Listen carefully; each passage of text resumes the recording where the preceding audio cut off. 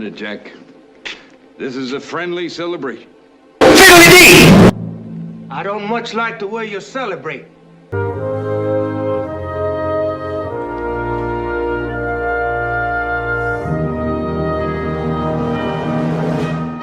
I pledge allegiance to the flag of the United States of America and to the republic for which it stands, one nation, under God, indivisible, with liberty and justice for all.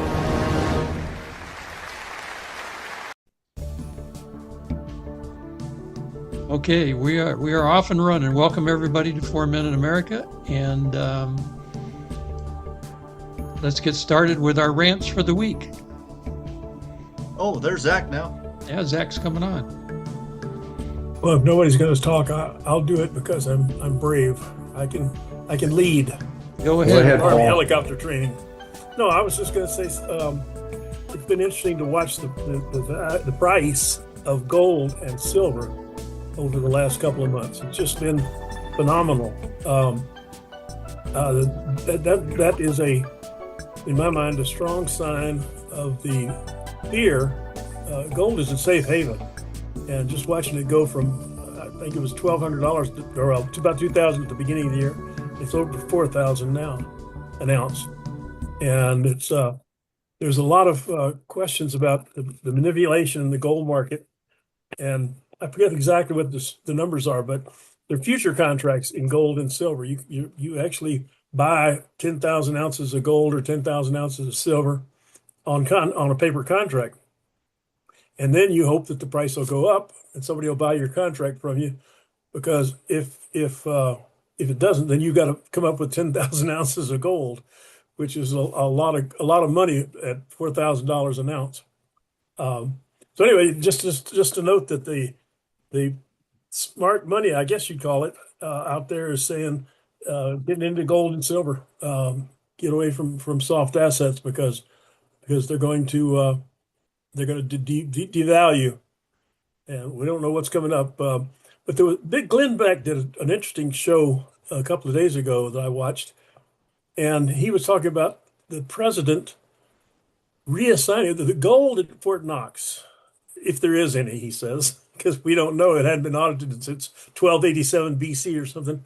But there's supposed to be 266 million ounces of gold in Fort Knox. Oh. And it's all valued at $35 an ounce, which says that the United States has, I can't remember the exact numbers now, but let's just say $9 trillion value at Fort Knox. If it was to be revalued, or what they call mark to market right now, at $4,000 an ounce, it would be $1 quadrillion in value, which would make the United States economy much stronger, because we'd be being backed by a quadrillion dollars of gold instead of $1 trillion in gold. So it's going to be interesting to see what happens. And I've read a lot of things about, like, if they took the number of U.S. dollars, bless you, they took the number of U.S. dollars, pick the number of U.S. dollars in circulation, and the value of gold with the number of known ounces of gold in the United States, and did the math on that, gold would be somewhere around $150,000 an ounce. So it's a big number, and nobody's, I don't know why the government has managed to keep its hands off of it for as long as they have. If, like I said, if there really is any gold at Fort Knox. And the other thing that he's talking about, Glenn Beck was talking about, is selling off public lands. If you remember when we first divided the country up into townships and ranges, Section 1 and Section 16 were supposed to be used for public schools. And the income from that was supposed to do that. But after the settlers got across the Mississippi River, the federal government kept so much land. I think the federal government owns about 88% of the state of Arizona and 90% of the state of Utah and that sort of thing. And all that land, theoretically, is supposed to go back to the states, or should have gone to the states when they joined the Union. And the Constitution itself says what the federal government can own. Uh, you know, forts, arsenals, docks, and the city of or the District of Columbia. And so there's a lot of things floating out there that may change how our whole financial system is working. So that was my rant. The American Lands Council fights that land issue, and the state of Utah sued the federal government to return the ownership of their federal land to them. And they were hoping that other states would jump on board with that. But yeah, Congress promised to return that land to the states, and has never done it. So that's stewing in the courts right now. But I don't know if Ken, if you ever met anybody from the American Lands Council, but they've been hot on that for some time now. So yeah. Yes. Any other rants? Any rants? Jeff, Ken. Well, go ahead, Ken, if you've got one, and I'll go after you. I got two, so you go for your one. Okay. Okay. Well, I got a good one. I got a good one and a bad one. So all right. Let's hear yours, because Paul's was a good one too. Well, I do. Look, there used to be something called the equal footing doctrine. At the founding, we had agreed not to have colonies, and territories were supposed to be able to be governed by Congress. And of course, the Southern slaveholders didn't like that part about the Constitution. And there's certain parts that even conservatives and well-meaning people don't like about giving this land back to the states. But the problem is we do not have an equal footing doctrine, which is supposed to be where we are, of not having colonies. And the states are supposed to have control of the majority of their territory, and we can still have national parks and on and on. But if the states don't have control of their territories, they are not on an equal footing with the other states. They don't have the tax base. They don't have the abilities and resources to do what the other states do. So I'm 100% on board with finding a path forward of making that happen, because we have untapped resources there that just aren't working. And we could lower housing costs. We could lower the lots, developable lots that you could build houses on for this next generation. And so it's kind of like saying the same thing with our energy problem. We have an energy problem, but we're not out there drilling and tapping into the resources we have. That wasn't part of my rant, but I was just exclaiming on the Paul's rant. Now, the one thing I wanted to talk about today was the filibuster and the Senate rules of 60 votes in order to overcome a filibuster and get things moving. Nuclear option. Yeah, and I don't call it the nuclear option, so I'm gonna tone that down to the 500-pound bomb option, okay? Because here's what I want to explain, and here's why I have my position on this has changed because of the change of how the filibuster has been used. Because the filibuster has been around for over 200 years, but it was really an accident under Thomas Jefferson's presidency that the Senate used to have a majority vote to end debate. And they decided at the time to make it really, they wanted to have more time to debate and thoughtfully deliberate on topics of the day, and that minority opinions could be well heard. And then they had a 2/3 majority to be able to say, hey, we're going to close the debate out. And then it changed, I think in the early 1900s to 60% instead of a 2/3 majority. But it hasn't been abused and weaponized like it has in the last decade or two. And so the original intent of that is being abused now. And of course, the Senate was smart enough to change its rules in 2013 and 17 about how they approve judges, lower court and Supreme Court judges, to bypass that rule. But we have a really good opportunity to deep six, and it's not a nuclear option. As a matter of fact, what I ask us and our audience is, what do we hold more sacred? The Constitution of the United States and defending and supporting it, or an antiquated rule that is no longer being used as it was originally intended? And because we are so stuck to the antiquated rule, the Constitution is being thwarted. And it's being thwarted in a number of ways. And this is really the message I want to get out there. Because we have the filibuster rule, the legislative branch has become almost zero in its significance in our civil society and in the political realm right now. Because of this, all of the things that are being debated right now between what the executive branch is doing is being adjudicated by the judicial branch, and they're the ones deciding, is this constitutional or not? If you did not have the filibuster rule right now, Congress could decide on Trump's tariffs. Are they constitutional or not? Well, Congress could pass a law saying Trump has the authority from us to negotiate with any country he wants, or limit Trump's ability to do that, because it's very clear in Article 1, Section 8, that all these tariffs are regulated by Congress, and the Supreme Court couldn't say anything about it. These are old laws. They are hard to interpret. It's hard to say what they originally meant and how do you apply today. And without that filibuster, we could do that. We could decide right now, Congress could debate and decide on how Trump's actions against the drug cartels are being executed. Right now, we could talk about regarding changes and cuts to the executive branch and the employees, the permanency of those cuts during a shutdown.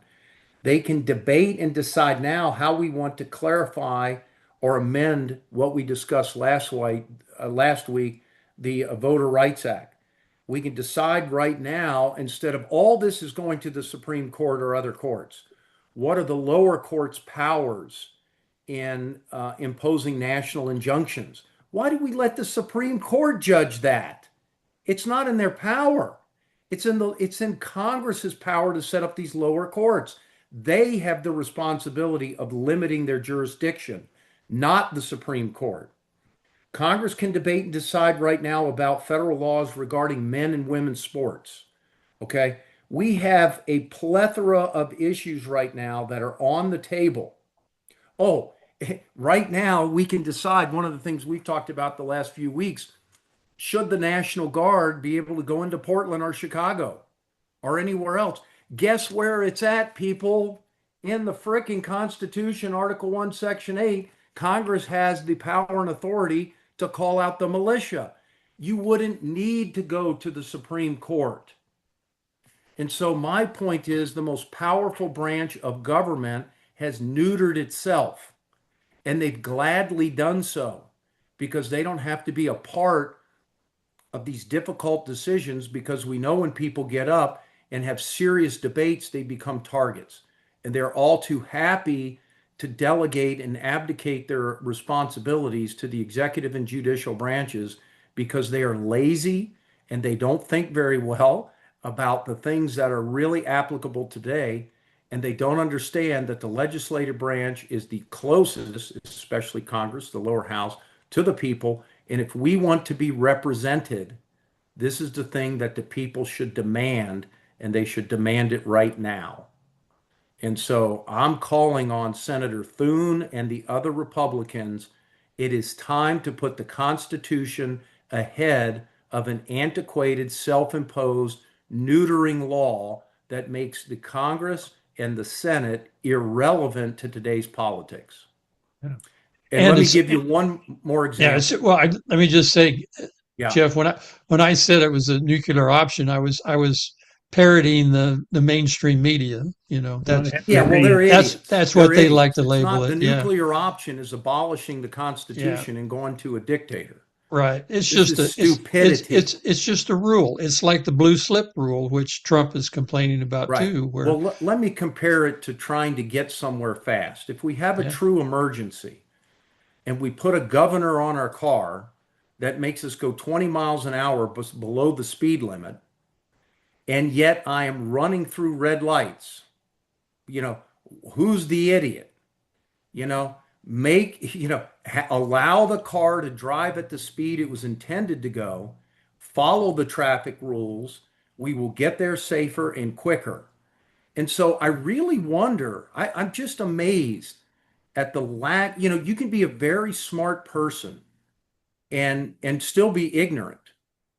And I really am upset at the Republican leadership and the advisors around the president on so many of these issues, because they seem to have a lack of historical knowledge and a lack of ways that they could be getting things done instead of look, if they had the same creativity of how you deal with Israel and creating that peace agreement and the Abrahamic Accords with our own internal affairs, I think we would be much better off in understanding how to move forward. And so that's my rant. And I sure hope somebody does something smart about this, because if we don't change this rule, I will guarantee you all the gains we are making are going to be temporary, because we have not codified we've codified some things, but we cannot run. We are still shackled, and we're doing it to ourselves. Well, and the legislative branch needs to become relevant. Okay. Yeah, might I say too that I think the House has passed about 50 of Trump's executive orders codifying those, but the Senate has not acted on any of them. So exactly. There but you how go. much work? Well, look, how much more work would the House be doing if they knew the Senate could move things through? Well, of course, I yeah. mean, Yeah. even though that we're shut down right now, I think they should be meeting. Yeah. You can't tell me that there's not an investigation still to do on January 6th and all the insurrection stuff that's coming up and A, B, and C, and they'd be working harder if they knew they could actually do something. They know they can't, and so they're not. Okay, And to Ken me, Bennett. That's a great rant, Jeff. Love it. Yeah, well done, Jeff. I agree with you, by the way. Well, I've got two rants, a good one and a kind of a negative one. One is something that Zack made us aware of a few days ago, last week. A court case was decided in the Division II Court of Appeals down in Tucson last week, involving an organization that I am now a part of. About little less than a year ago, I joined the board of a group called Audit USA, and Audit stands for Americans United for Democracy and Integrity and Transparency in Our Elections. Now, I know we live in a republic, but it's an organization. It's a bipartisan organization. The board has, and it's nationwide. It's not just in Arizona.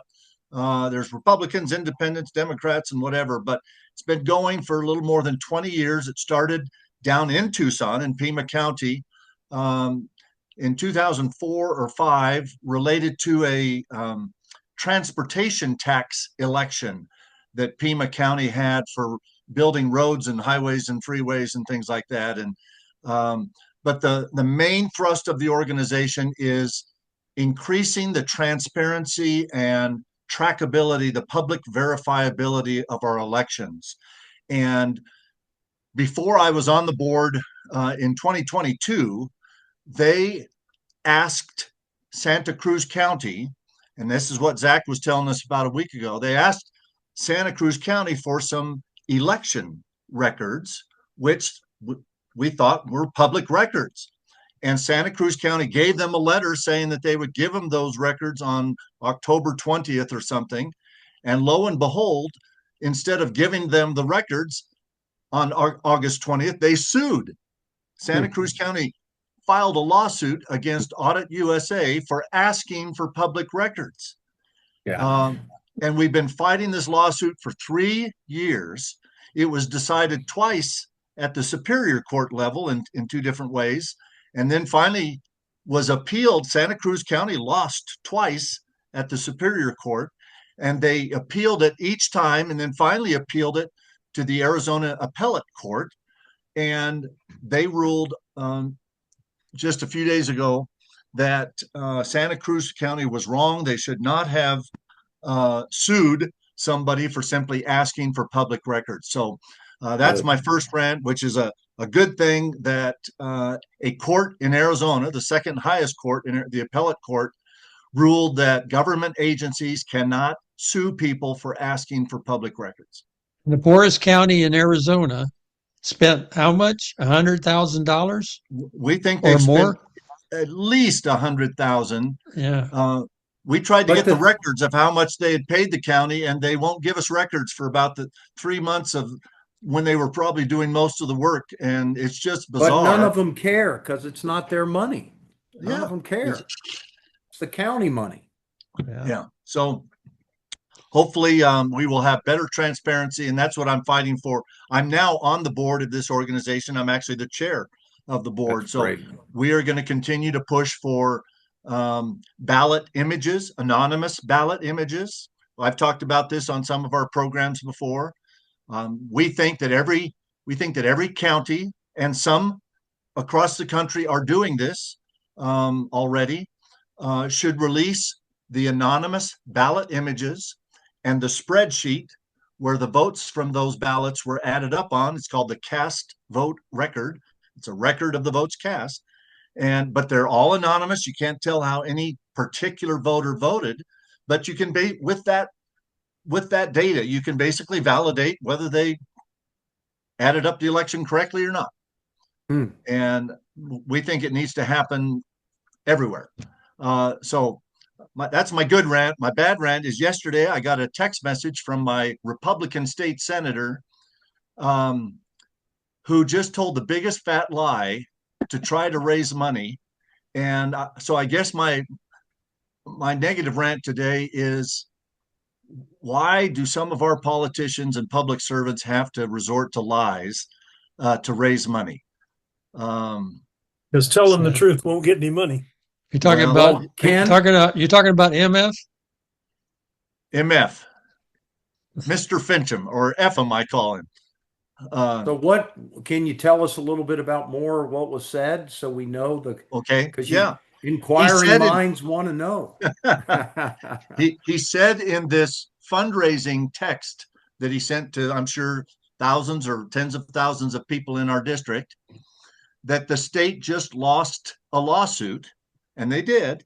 The Arizona Supreme Court also ruled last week, or maybe it was Monday of this week, that the election procedures manual, which is something that the Secretary of State's office develops with the county election departments and the county recorders, is not subject. The ruling was that the election procedures manual, which is done every other year, it's done on the odd year, so it's happening this year, so that Arizona counties know how to conduct the elections that will happen in 2026. The court ruled unanimously that this election procedures manual is not subject to what's called the Arizona or the Administrative Procedures Act, which says rightly that when other state agencies adopt new rules and things like that, they have to follow a procedure. They have to have public hearings, and then they have to have a public hearing time frame, and they have to wait so many times. If you change it, you have to have more thing. If we followed that procedure for the election procedures manual, we wouldn't get it done in time so that it was in place for the counties to conduct the elections correctly every other on the even number years. But this state senator Fincham said that the election procedure, and we happen to have a Democrat Secretary of State right now, Adrian Fontes, and he said that in Fontes's election procedures manual, it says that non-citizens can vote in Arizona elections if they agree to only vote in federal elections. That is a lie. There is no statement in the Arizona election procedures manual that says non-citizens get to vote as long as they agree to only vote in the federal races, because that's the president, that's Congress, that's U.S. Senate. Those are some of the most important. There is no such statement in the Arizona Election Procedures Manual that says non-citizens get to vote as long as they only vote in federal elections. And yet he put that right in a fundraising email or text message to whip people up into a frenzy that here in Arizona we're letting non-citizens vote per some official manual Document, called the yeah. Election Procedures Manual. So Oh, please Kim. don't lie to us. Please, if you're in public office, please don't blatantly lie to us, especially to raise money for your campaigns. Yeah. And There's and enough isn't truth there a- out there that we can raise money. yeah, that's Yeah, we right. cannot. There's enough truth to argue about. Jeff was just talking about a bunch of them. And get busy legislating. That's what we need from legislators. We need legislation. Mr. Fincham got 0 bills passed this I know. entire legislative session this I know. last year. Shauna Bolduc got 16 bills through the governor there. A Democrat governor. Yeah, the Democrat governor. She got 16 bills through her. So When it I was can be president of the can be when I done. was president of the Senate, I got the biggest tax cut in the history of the state of Arizona. Hey, Ken, all right. Signed by a Democrat governor. Yeah, good job. So, Yeah, that was Very good. the JN, right? yeah, Janet Napolitano. Yeah. Okay, so any But I comments, wouldn't- anybody I on wouldn't anybody's have been- rant? I Go ahead, wouldn't Ken. have been able to get it done if Jeff's point was being applied at the state legislature level. There you go. If Yeah. the Arizona legislature had a 60% rule, You wouldn't have got it done. Right. Yeah. that 40% of the legislature can just stop anything, Yeah. we'd have never got anything done at the Oh, state yeah. level. Yeah, that's right. Yeah. Yeah, well, I have to say that on Jeff's rant, I totally agree. I think they should drop the filibuster rule because they have misused it, misapplied it, and we need to move forward. And if they would do that, we would end the shutdown right away. And they have the um, perfect pretext to do it right Yeah. now to the Oh, yeah. American people. Right now. absolutely. Yeah. Yeah. You miss this chance, you are committing political malfeasance. Seriously. Yeah. So I have heard, I think about a week ago, I heard Thune comment about it. But I know there's been more discussion. They had this luncheon at the White House the other day, and there was indications that had come up. So, and I know there are several House of Representative congressmen that are pushing the Senate to get rid of that rule. Well, as but- conservatives, we usually like these types of things, slow things down, have an emergency break. Yeah. But the point is, when it's easy to decide when you look at what is my priority, the Constitution Yeah. or a self-made rule, and that's an easy one. Yeah. And I think part of it too, Jeff, is that unfortunately, Washington, D.C. Republicans, after being in the minority, don't know how to be the majority. You know what I mean? They get used to, like you have Mitch McConnell. He's not going to fight when he's in the minority, and maybe a few really major things he might take a stand on. But by the way, I got a fundraising email from the guy that's running for Mitch McConnell's Senate seat, the Republican, and so he's off and running now, because McConnell isn't going to run again. But I'm just using him as an example that they get stuck in the minority, and it's like they enjoy it because they don't have to make any decisions. Right. They just kind of go along. Lazy Go along because they and- don't have to yeah. work. Yeah, Well, that's Right. right. Work. many years ago, I was advised that a politician's only job is to get reelected, and if you take that as a given, and sorry, Ken, I don't have any, I was recently unelected because I took some stands and didn't win elections. So obviously getting reelected was not my main priority. goal. Okay, but in many cases, I think it is. And the point is that if you don't take a stand, if you don't vote, you can't offend people if you don't if you aren't responsible for what happens, then they can't hold you responsible for what happens, and Yeah. so they pass off this stuff. This is like the EPA. I don't think there's a law in Congress or coming out of Congress or in the federal code of federal regulations that says you can't have a pond on your yard or something like that. So so Congress passes off. They pass a law that says that the environment must be protected, and then they give all the responsibility to the EPA, unelected officials, unelected people, uh, and let them make the laws because the voters can't kick them out. Yeah. Well, there's been court rulings now that those can't be laws. Those are not laws when those different organizations write, Yeah. write up the rules of their agency. Policy. It's Yeah. not law. Yeah, it's not their Well, policy is not law. So my feeling that's is if you yeah. can Not go to supposed jail to and be, pay a not fine, supposed to be, but I think it has the effect of law way too often. Oh yeah, yeah. exactly, Ken. Yeah, yeah. So hopefully we're diluting that or getting rid of it completely. So yeah, very good. That's a good point too, Paul. So I want to ask you guys about any other comments about the rants. Anybody want to make a comment about Jeff's rant, Ken's rant? I think Ken, you got some excellent points too, and thank you for bringing those up. Let We me. I'm going to amend. I want to append this thought to what Ken said about Fincham's email. comment. Yeah, is fundraiser. You're right. What he said was wrong, but the effect of what the federal only ballot is almost equal to that, because all you've got to do is check the box and you get to vote without any proof of citizenship, and that in itself, to me, is carte blanche for anybody who wants to vote in a federal election. All they have to do is check the box. Yep, I'm a U.S. citizen, and their vote counts.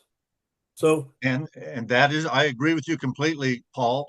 That is a very unfortunate effect of the U.S. Supreme Court ruling more than about 10 years ago when I was the Mhm. Secretary of State Yeah, we talked about that that last week. Yeah, that yeah.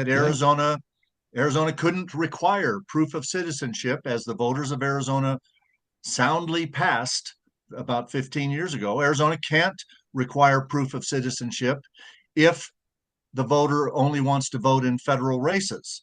And that's why I had to make a decision that said, okay, if you won't prove citizenship, now you are still attesting or swearing on your voter registration form, subject to penalties of perjury, that you are a citizen.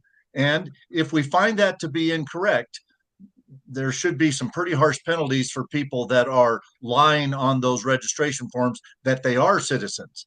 But if they can't or won't prove that they're a citizen, we have to let them vote in federal races. And if you want to put that, if Fincham wants to put that in a fundraising letter, that because of a U.S. Supreme Court decision 10, 20, 50, whatever years ago, we have to let people who haven't proven citizenship vote in our elections for federal offices, fine. That's the truth. But you can't just bold-faced say that it says in the Arizona Election Procedures Manual that and I'm quoting, non-citizens can vote in Arizona elections as long as they're only voting for federal races. That Hey, Ken, nowhere in the. has anybody ever done an audit of the 43 to 50,000 Arizona voters that have checked that box, have not proven citizenship, and only vote in federal elections? Has anybody ever done an audit of those people to see? Or is that Certainly very not the difficult? Democrats. The counties are supposed to do. There's other laws. There's other laws that require the counties to do other actions to try to verify citizenship. But as Zack, I see, is jumping in Giggled here, and in. I appreciate him. That ain't going to happen in Santa Cruz County. Now, it does happen in Yavapai County. I know the county recorder in Yavapai County. I know the county election director, and they do a pretty good job in Yavapai That's County good, yeah.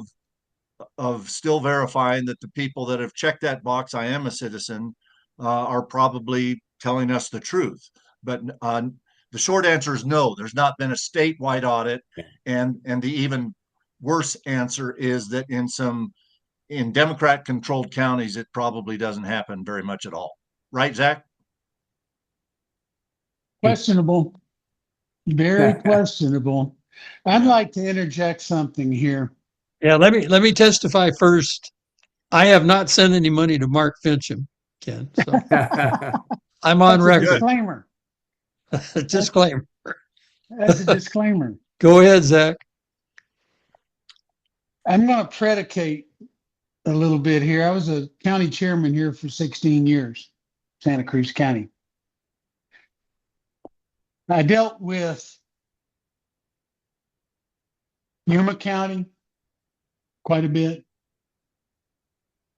And I think they have a similar situation in Yuma County, similar to what they have in Douglas. And I don't want to tie all of Cochise County into this because they have some good people over there, especially the county supervisors, but the Democrats keep suing them for trying to follow the law. And here's the main problem. Now, Ken, I want you to pay close attention because this matters. Okay. Every election cycle, every 2 years, we are requested as county chairman to submit names for signature verification. Okay. Never in 16 years were those names submitted allowed to do signature verification. In Right. Santa Cruz County? In Santa Cruz County? And I understand that's a problem in the other two counties also. Okay. And from another county chairman in Maricopa County, the implication from the harvested ballots was there was going to be a problem with the signatures on those because they were delivered in large cardboard boxes.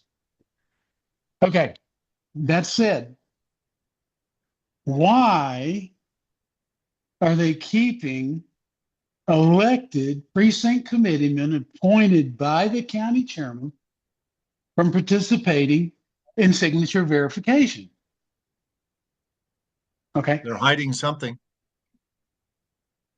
I was called the 2020 election because one of the ballot collection boxes in Patagonia had not been serviced at the time they were supposed to be serviced and closed, and there were still ballots in it. And they wanted witnesses that those ballots were legally retrieved and brought back to the recorder's office and processed.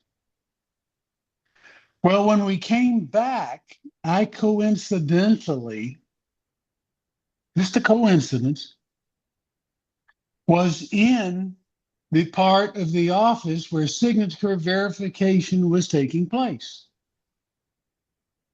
I saw 8 instances of signature verification against the ballot and the signature on record. 5 of those signatures were questionable. Okay. 5 out of 8. Random. When I questioned the person doing the verification and asked them why they approved that signature, the county attorney's official present told me to stop doing signature verification and leave that area of the room. Who more than a county chairman should be there if there's a question with the signatures? Yeah. Okay. Now I want to qualify that. Now you're back in Santa Cruz County that you're talking I'm back about in now, Santa right? Cruz County. I think that same thing applies to both Cochise and Yuma. Okay. Well, applies in the sense, let's stop there, Zach. the county attorney's office in each county could choose to execute their duty in the same way that the Santa Cruz County Attorney's Office stopped you. I think that would be incorrect for them to do so, because there are state laws that say when the county party chairs submit these names to be signature verifiers, that the counties are supposed to let them do that process. Now, if you weren't on that list, I was. Usually the county chairs of the parties include themselves on that list, as you're entitled to do. And so you should not have been excluded from that process. So county attorneys, and they are elected in partisan elections. And Yeah. I don't have any confidence in Santa Cruz County that the county attorneys, in fact, I think your county attorney was recently indicted, or a previous county attorney was found guilty of something. I mean, you got the county recorder that stole, or no, the county treasurer stole $37 million of county monies.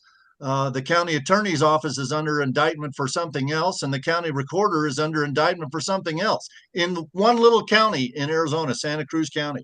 That's how corrupt one county can be. Yeah. The also familiar with the EPM manual, and some of the stuff that's in there is contradictory. And so you got to pick and choose. Well, which one is it? But there's nobody to ask. Okay. Well, on that, that's a great point, Zach. And I've already had some Republicans ask me, why did you, because I submitted an amicus brief on the lawsuit that was filed against Fontes. It was filed about basically 9 things. There were 8 things that Fontes put in the election procedures manual that are not substantiated by state law. And he went beyond his authority to put those things in the manual when state law did not give him the authority to do that. So he's wrong on those 8 things. But the 9th question that was before the court was, should the process of adopting the election procedures manual every 2 years be subject to the Arizona Administrative Procedures Act? That is the one and only part of the lawsuit that I weighed in on. And I weighed in on it not to support Fontes. I weighed in on it to support the process, because I was the first secretary 15 years ago that opened the election procedures manual up to input from the public. They always used to do it in private and then publish the document, and no more changes could be made. And you were the public was kind of left out of the process. In 2009, when I did my first election procedures manual as a brand new Secretary of State, I opened it up to the public. So I wasn't supporting Fontes's 8 points that are going to go back to the Superior Court and be decided whether he put those in incorrectly, because I think he did. So I wasn't supporting him on those individual items. I was supporting the concept of, we can't get the election procedures manual adopted every 2 years if it has to comply with this APA process. It seems to me, and you brought up the point that I hit on, is it conflicts with the state law. Well, You're right. As a county chairman, what do? I follow the procedures manual, or do I follow the state law? Well, if I follow the state law, then the people that are in the county office that are running the election say, oh, no, this is what the procedures manual says. And I say, no, this is what the state law says. No, we have to follow the procedures manual. And it never ends. Well, fortunately, the Republican National Committee, the state Republican Party, and the Arizona State Senate, which is controlled by Republicans now, all 3 sued Secretary Fontes on the 8 things that he put into the manual that are not substantiated by state law. And I think they will ultimately prevail within the next few months on getting those things thrown out. The one thing that they were also pushing for that I disagreed with was that the whole manual adoption process has to follow this APA process, and we'd never get the manual done if we have to do it that way, because it has to be done by about August so that it can go to the Attorney General's office and then to the Governor's office and be ready to be used on January 1st of the election year 2026. So was Fonte's manual in place in 2022? No, I don't know. He wasn't Secretary of State then, was he? The 2022 manual would have been the Hobbs Secretary of State manual from 2021, which was this is scary. Yeah. So his would have been effective in 24, though. He had one in 23. The election procedures manuals are done on the odd number years. Right. Okay, got it. So that they can be in effect for the even number election cycle years. Got it. Okay. Okay. If I understand the situation correctly, and I may not, Okay. you must have hands-on signature verification on all mail-in ballots. Yes, that's what state law says. Well, it never happened. Yeah, well, obviously. It happens in Yavapai. It happens in Yavapai because we've got windows, and our officials in Yavapai are mostly Republicans, and they let the precinct committeemen that are nominated by the party chairs, both Republicans and Democrats, sit there and watch the signature verification. And that is extremely important. And if they're not doing it in Santa Cruz County, that could very well be, but it's very well wrong. Maybe the state of Arizona needs to come up with some kind of a special election marshal and a team that goes into every office, right? And to make sure state law takes precedent over manual law or whatever, right? Or you know what I'm saying. Let me pull you in on, just give you an idea of what my take on that is. Being a former Arizonan. You can write the best policy and the best law that'll stand up in any court in the country. Yeah. And it will fail in your county upon execution at the local level. Yeah. Yeah. Well, let me report some good news.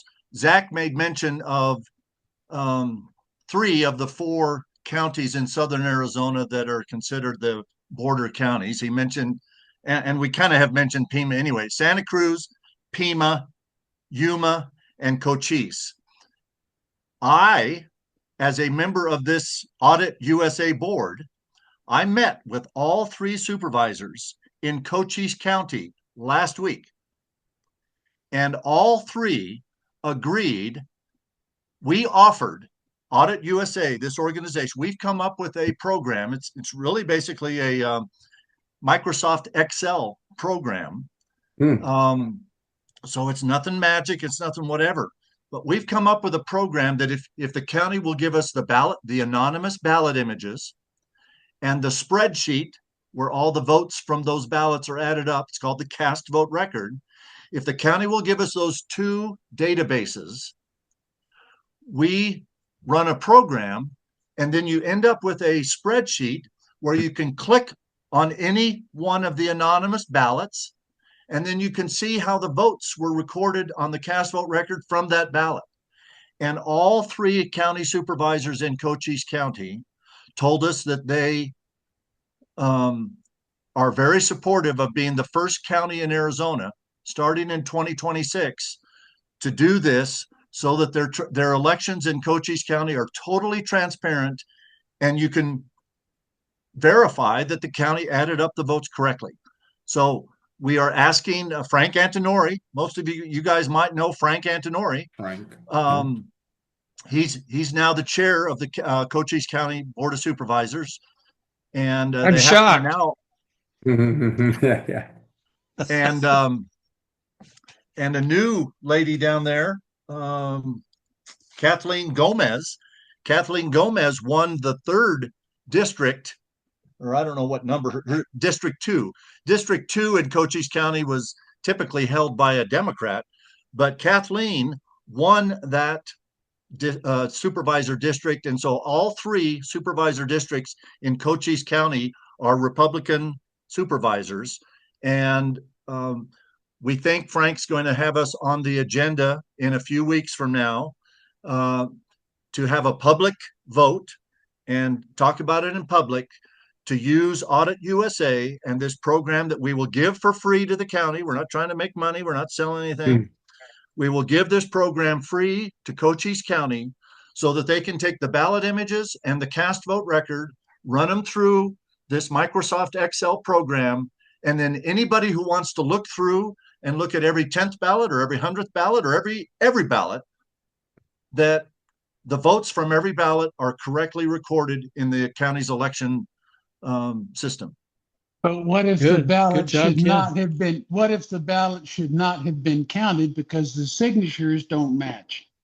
Okay, I'm not saying that we're answering all the questions that need to be answered in an election, but the other it's a step. Yeah, the other two steps that we recommended, Zach, to the county supervisors of Cochise County is that 29 days before any election, they publish the names and addresses of every eligible voter in the county.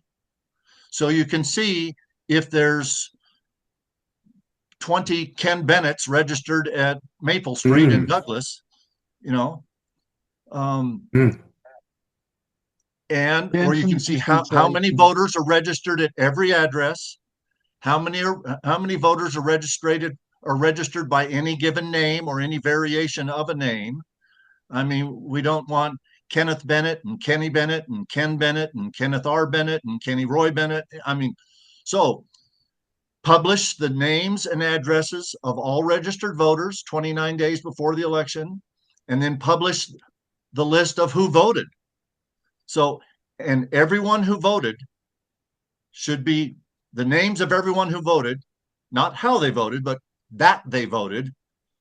They should be on the list of people who were eligible to vote, and the number of ballots should match the number of people who voted. The signature verification is not really a part of the 4 or 5 step process that we proposed, Zach, to the County Board of Supervisors a few days ago, but it will go a long ways to making sure that elections are done correctly and that the votes from those ballots have been correctly recorded in the system. And then I trust or hope that we can trust Frank Antonori and Kathleen Gomez and who's the other guy? Tom Crosby. Yeah. To make sure that people from both parties are allowed to come in and verify that the signature verification process on the envelopes is being done correctly. When I was part of the Maricopa audit, there was a group that got the signatures from the envelopes on that election. And I went over to their headquarters in Mesa and I reviewed thousands of signatures. And they, as you just noted, they had examples, some random examples of, now you said 5 out of 8 or 5 out of 7 or something. 5 out of 8. When I looked at literally thousands of signatures back in the 2020 thing, the questionable signatures were running at about 15%, but that's still 15. That'll swing an election. Still a lot. That's still a lot. Swing an election, especially when the presidential election in Arizona that year was decided by 0.3%. Yeah. There you go. 3%. The third supervisor's name is Tom Crosby. Yes. Tom. Yeah. So I have some questions for you guys. Can I give you my questions before we have to end up here? Do you have something else, Zach? You have something else to bring up? I want to aggravate Jeff. Okay, Jeff, wake up. Hey, aggravate away. It's my daily routine, sir. I think you actually relish being challenged. I've been watching you. You've been watching. Yes, sir. I am also a noticer, and I think what we're seeing is deflection. I think the executive is ascending. I think they're going to overrule the courts, including the Supreme Court, because I think that they have already declared a state of war.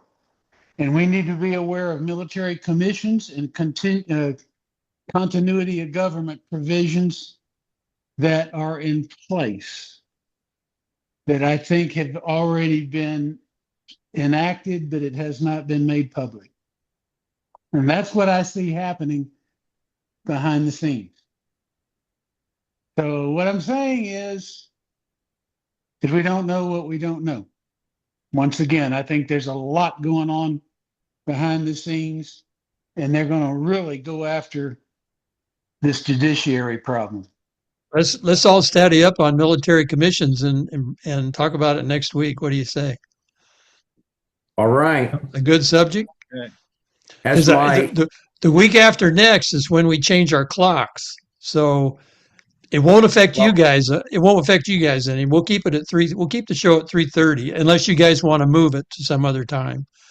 I it changes me to 5:30. So I had a calculus teacher in high school, Mrs. Ballard, and she picked back in those days. She called me Spud. She had a very southern accent, and she goes, "You trying to pluck my nerves today, Spud?" So that's what I was going to say to Zach. I think he's trying to pluck your nerves. She said, "Oh, that's good." You're talking about military commissions and tribunals, right? Right, Zach? Right. Yes. Yeah. And JAG. What role JAG plays? And what JAG's role is during this Judge Advocate Corps.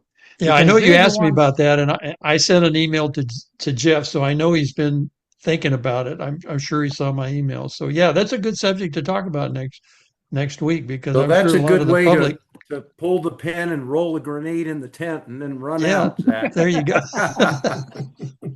Well, so let me ask this: what did you guys see on No King's Day? Was there anything going on in your areas? Oh, or I could have had a rant on that. Yeah, and I did. I mean, well, was there something in your area, Jeff? Or oh yeah, but the problem is, look, if these same people would have had any rally to counter Biden's, uniform, during COVID, right? Vaccine mandate and wiping away of college debt, and there you go. Just go down the list. Yeah. They have zero moral authority with me. Oh yeah, zero. Yeah. And so it did absolutely nothing. And in those cases, they don't even upset me. It's just you ignore them because there are people with no moral backbone or principle, period. Yeah. I don't watch the 5, but I heard on another information channel that the 5 was lecturing us on decorum. Can you imagine that? Talking to us about decorum? Excuse me? I'm sorry, are you talking about the 5 or the View? I'm sorry, the View, not the 5. The View. I'm sorry, the View. Yeah, the View. The View was lecturing us on decorum. We knew you were a closet 5 watcher. Yeah. No, I have never watched the View. That's why I didn't know the name. View. Of it. I mean the View watcher. Yeah. Yeah. So. Thanks, guys. Yeah. All right, Ken. Are we dropping off? Yeah, we're at 7:30. Well, so. Okay, next week, let's. I have another question for you guys. I want you to think about this too. How do you think robots are going to affect the economy in the future, like fast food restaurants, etc.? Is there some concern about getting? I saw there's a new robot cooker called Fryer or something like that by some company that fries hamburgers and it's pretty interesting to watch, but evidently White Castle is using it and some other hamburger places. It fries the hamburgers. Have you seen the little automated dogs that you Oh can yeah, buy? yeah. Automated. look- Yeah. Oh yeah, yeah. Man, those look very. How do Yeah. you know I'm not a? How do you know I'm not a robot, Don? We're pretty sure. We haven't given any robots our number yet, so they don't know how to get into Zoom yet. It hasn't been programmed. So anyway, be thinking about all those things, guys. There's see, Zach's got his, but I don't There's think that's a Zach's robot. dog. That's Zach's real. That's his real dog right Real there, dog. right? Yeah, That's a real Shih Tzu. yeah. There you go. Is that mom's dog or dad's dog? It's mom's. It's mom's. Yeah, of course. But when Okay, she wants guys. something to eat, she comes to me. There you go. Thank you for joining us tonight, all of you guys. Thank you, guys. All Appreciate good. it. And we'll be on next week. Hope you all can make it next week. And we will talk about commissions and military tribunals and et cetera. That's a good subject to talk about. And then again, in 2 weeks, we set the clocks back before that show. So be prepared for that. It won't affect you guys any. If you do want to change the time that you're on, let me know. But In Arizona, we don't move clocks back and forth. We let I know you don't. Yeah. Well, but you might want to do the show at a different time. I don't know. So, yeah. Anyway, thanks, guys. Great job. Good to right, talk to take you. care. Thanks for the rants. And we'll see you all next week on 4 Men in America. Good night, everybody. God bless America. Thank you. Good night. If you want to change the world, start off by making your bed. If you make your bed every morning, you will have accomplished the first task of the day. It will give you a small sense of pride, and it will encourage you to do another task, and another, and another.